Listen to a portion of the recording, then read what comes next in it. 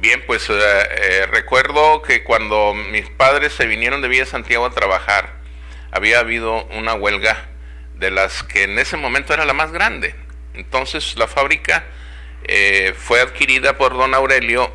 pero la condición de haberla comprado era de que ya no quería nada con los trabajadores que habían ocasionado la huelga. Pertenecían a una importante organización sindical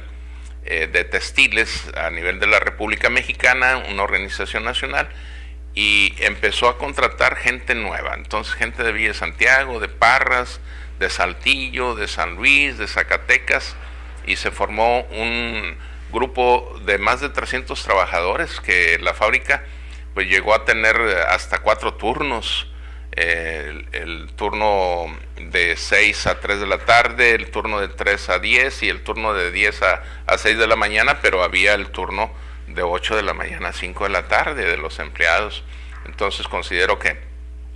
esa etapa fue una etapa muy bonita. El sindicato era el sindicato de la sección 49, don Aurelio les apoyó para proporcionarles un terreno, porque sesionaban primero en el cine La Fama, y luego ya tuvieron un terreno para construir un centro social en donde hacían actividades para sus familias. Entonces, cada vez que había pues la inflación, la cuestión de los aumentos de los productos, pues era necesario hacer una revisión salarial. Y en esa revisión salarial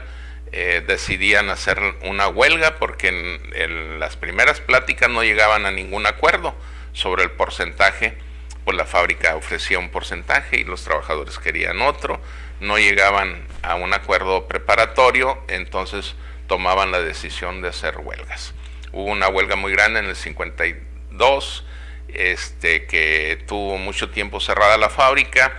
Algunas familias empezaron a apoyar a los trabajadores con despensa, confiar, dar créditos para que pudieran seguir comiendo, y esperar a que pudiera haber quien trajera la varita mágica y así hiciera que se firmara un nuevo contrato colectivo de trabajo.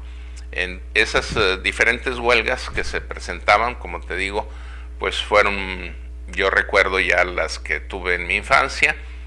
Veíamos a los trabajadores colocar banderas rojinegras, ya perteneciendo a la Confederación de Trabajadores de México, y eran de color negro con rojo, y las ponían en las puertas de la fábrica, tanto de la fábrica vieja como de la fábrica nueva.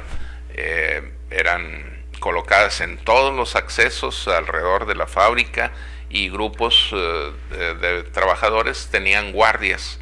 para que no entrara ningún empleado, ningún trabajador, y que rompieran la huelga.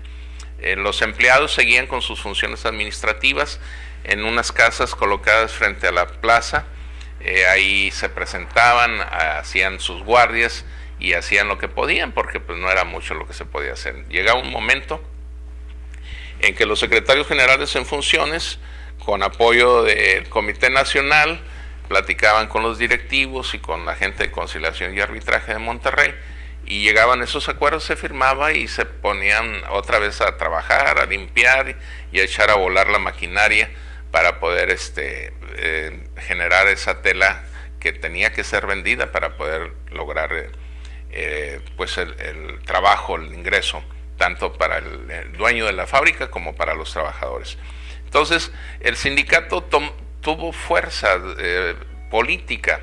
porque hubo una época en la que alrededor de 8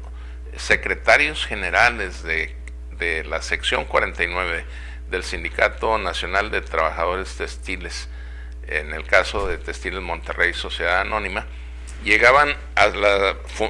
dirección de la Secretaría General, y de ahí eran lanzados a ser alcaldes de Santa Catarina, a ser candidatos por el Partido Revolucionario Institucional, y eran pues gente obrera, gente textil. Recuerdo a don José Hernández Galván, recuerdo a don Fidel Escamilla Barrios, recuerdo a Francisco García Reyes, recuerdo a Francisco Dávila, recuerdo a Clemente Sánchez Jicotencat, recuerdo también a José Zamora, y así don Eulogio de Luna, que fueron de los más antiguos alcaldes egresados de la fábrica de hilados y tejidos. Entonces, eran gente preparada, pues hasta los estudios básicos, no tenían ninguna profesión, pero pues ya estando en la presidencia municipal se armaban de un equipo de trabajo donde ya había contadores o abogados y podían realizar su función durante 2 años en un principio, luego 3 años. Entonces llegó un momento en que se detuvo todo lo político cuando ya se eligió a una persona que era don Guillermo Garza Luna, que ya no era trabajador de la fábrica, y a partir de ahí cambió la política de que ya no fueran gente de la fábrica de hilados y tejidos.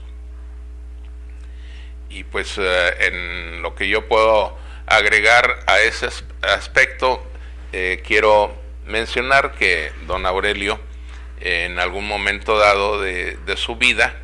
pues siempre estuvo atento a proporcionar lo fundamental, lo básico, y pues en las relaciones con los trabajadores pues yo creo que ya cuando él murió fue cuando entonces los familiares de él, los hijos, pues dijeron que ya para ellos ya no era importante la fábrica, que era otro tiempo. Empezaron a vender o a comercializar el área que ocupaba la fábrica, destruyeron todo lo que era la fábrica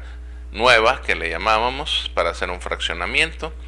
y pues vender ya el terreno con una vivienda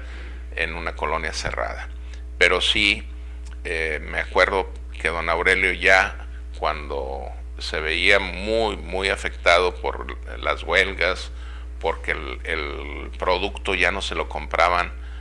aquí en México, había la competencia del nylon, del policrón, de la mezcla del algodón con poliéster, y todo eso hacía que hubiera mucha competencia. Y recuerdo otro momento de su vida cuando él decía que le salía más caro producir 1 kilo de tela que traerlo de China o de otras partes del mundo. El kilo en China lo vendían en 24 pesos y aquí le costaba a él fabricarlo 48 pesos. O sea, era una competencia que no significaba la calidad de la tela, porque de ahí surgió la mezclilla, de ahí surgió el pantalón de trabajo resistente que pues le dio lustre a la fábrica de hilados y tejidos con las marcas Gacela y La Medalla.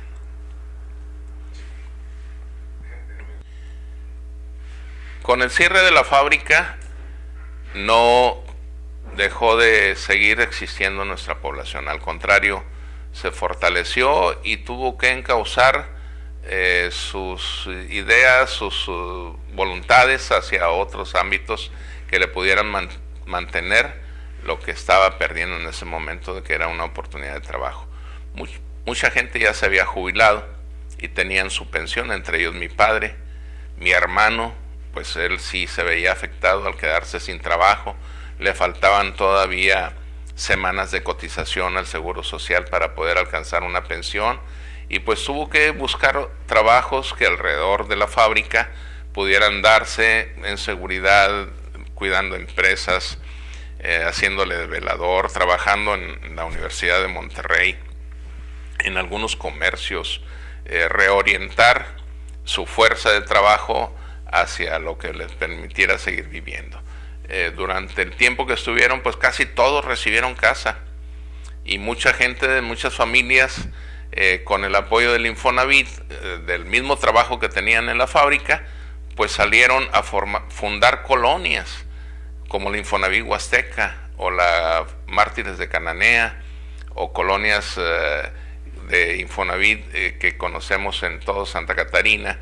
a la Fama 2, Fama 3, Fama 4, que le dieron lustre a nuestra Fama, pero ya eran colonias que estaban tomando el nombre de la Fama y llegaron hasta la Fama 9. Entonces, con el apoyo de la prestación social de la vivienda, pues ya tuvieron casas y ya no estaban cerca de la fábrica, ya tenían que utilizar transporte para acudir. Algunos llegaban en camionetas especiales para ir todos juntos, saliendo de la Infonavit Huasteca o de la Mártir de Cananea,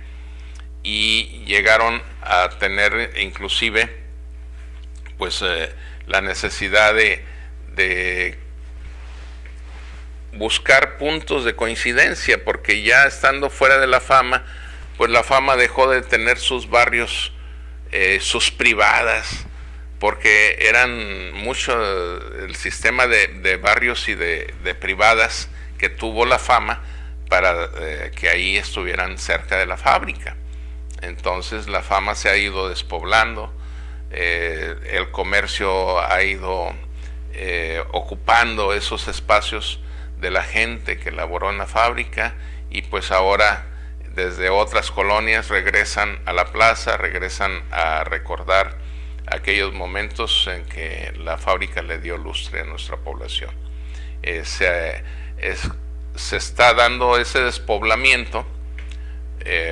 por los intereses de personas que buscan generar pues un tipo de vivienda que puedan rentar por los estudiantes de la UDEM, o por poner un comercio, o por ser un área comercial que la gente busque tener una tienda de conveniencia, o una farmacia, o un tipo de actividad social,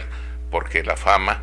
pues se dio por ser un lugar de mucha fiesta, de muchos bailes. Entonces tenemos muchos centros sociales, y esos centros sociales pues en cada cuadra encontramos, como en aquel tiempo había muchas cantinas, así ahora tenemos muchos centros sociales. Sí, platícanos un poquito de este movimiento, porque sí es un movimiento. Tú tienes mucho que ver en esta recordar la fama antigua, el festival. ¿Cómo surge? ¿Cómo es que te viene la idea, o de los que se participan? ¿Cómo te empieza a contar? Bueno, pues en el año de 1998 me tocó ser presidente del Consejo Promotor del Arte y la Cultura de Santa Catarina, asociación civil, un grupo de intelectuales, profesionistas, cronistas, historiadores, pintores, muralistas, de toda naturaleza, originarios de la fama y de alrededor de la fama. Pues decidimos formar esta idea de cómo mantener nuestras tradiciones y nuestras costumbres. Y una de las tradiciones que rescatamos fue la quema de los Judas. Don Pánfilo Almaguer en la Plaza de la Fama tenía un estanquillo, hacía unos monos, los llenaba de ropa vieja y luego los quemaba el sábado de gloria. Entonces esa tradición que había desaparecido la rescatamos y la volvimos a hacer. Todos los sábados de gloria hemos hecho esta actividad. Igualmente decidí formar un patronato del Festival de la Fama Antigua. Llevamos 14 años haciendo este festival, y pues a través de él quiero agradecerle a la fama la oportunidad que me dio de vivir en ella, de crecer gracias a la presencia de la fábrica de hilados y tejidos de Textiles Monterrey, Sociedad Anónima, la oportunidad que tuve de tener educación, de poder desarrollarme yendo a la iglesia, siendo acólito,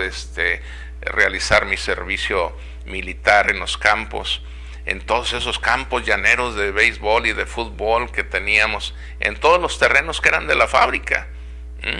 porque la fábrica los prestaba, y ahí surgieron muchas estrellas del fútbol profesional originarios de la fama, porque había